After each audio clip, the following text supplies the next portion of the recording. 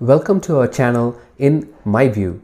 This is CBR250R ABS model. I have planned to clean the rear brake assembly and replace the brake fluid.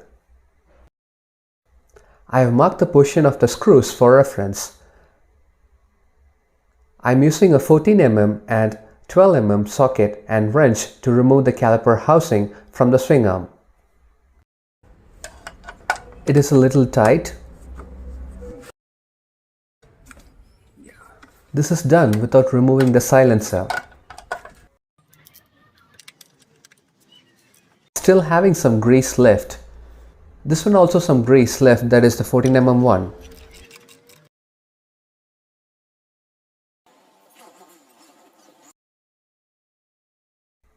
Need to wiggle the housing to remove it from the disc. The pad seems to be fine, but the piston has wear marks. Remove the screw holding the brake pad with 8 mm socket. We will look into the pad soon. Here is the pad clip on the caliper. Another one is on the swing arm, which is not focused here on the cam. Both the disc pads look good. It's OEM from Nissan. Let me turn on the lights. Got a brake cleaner spray from Ruth. Spray a little to loosen the dust.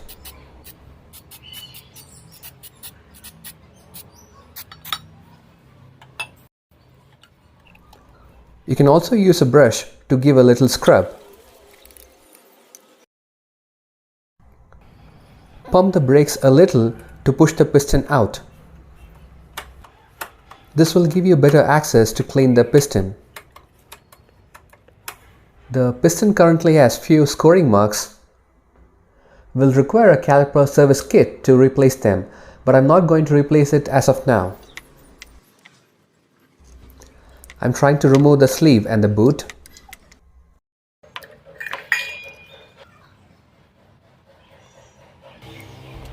Remove the rear brake oil reservoir with 8 mm socket.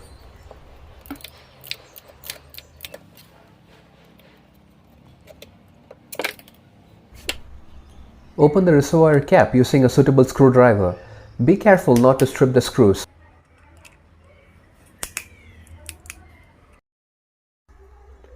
As you can see, it falls down. We'll use a zip tie to hold it in one place. The existing oil is .3 and I've got .4 brake oil. Have connected a tube to the bleeding valve and placed it in a bottle. Hopefully the bleeding goes well. I'm using a 8 mm ring spanner. Let me open the bleeding valve. As of now, don't see any oil coming out. Hopefully, air is not sucked into the system. I will hold the piston with the spanner and then start to pump the brake. Oil does flow out now through the tube. I still have the valve open, but it's not sucking in the oil or air back in. Let's push the piston back inside the caliper housing. The easiest way is to push the oil out through the bleeding tube, which we are doing now. Got a TVS .4 brake fluid. Let's top up the reservoir.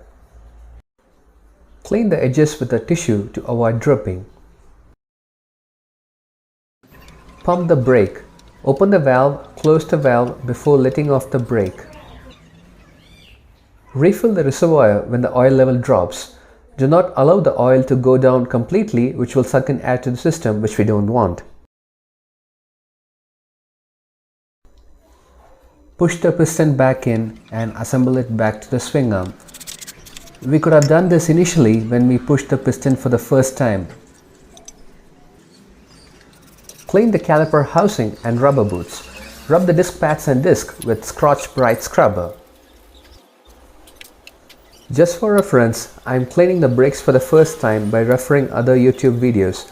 Do write some comments about the video. Clean and scrub the rubber boots and bolts to remove old grease and dirt.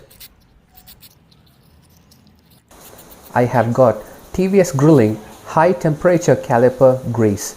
Use only the required minimal amount and do not use excess.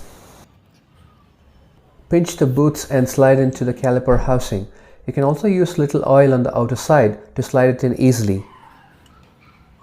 Check the boot movement after inserting the sleeve pin. Mount the brake pads and caliper housing unit back to the swing arm. Reassemble 8, 12 and 14 mm bolts after applying grease to them. This grease costs only 14 rupees. If you had marked the position of the bolts earlier, you will have a reference point to stop tightening them without a torque wrench if these were already torqued. Or else, go to the authorized service center or a place with service manual and ask them to tighten the bolts with correct torque. Refill the reservoir with brake fluid. We will resume bleeding the brakes or flushing the oil out. This one is 100 ml bottle and it's going to be empty soon. Press and hold the brake lever, then open the bleeding screw. Once the pressurized oil comes out, close the nut before leaving the lever. This will avoid the air to be sucked in back into the system. Have got another 250 ml handy with me. It could take approximately 100 to 125 ml of fluid. Clean the reservoir cap components before assembling it back. Tighten the reservoir cap. Cut the zip tie and clean the reservoir. Then fix it back in position.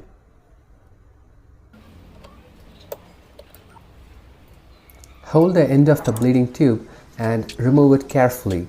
This is the old oil collected. Finally, clean the bleeding cap and close it. Hope you enjoyed watching. Please like, subscribe and add your comments to the video.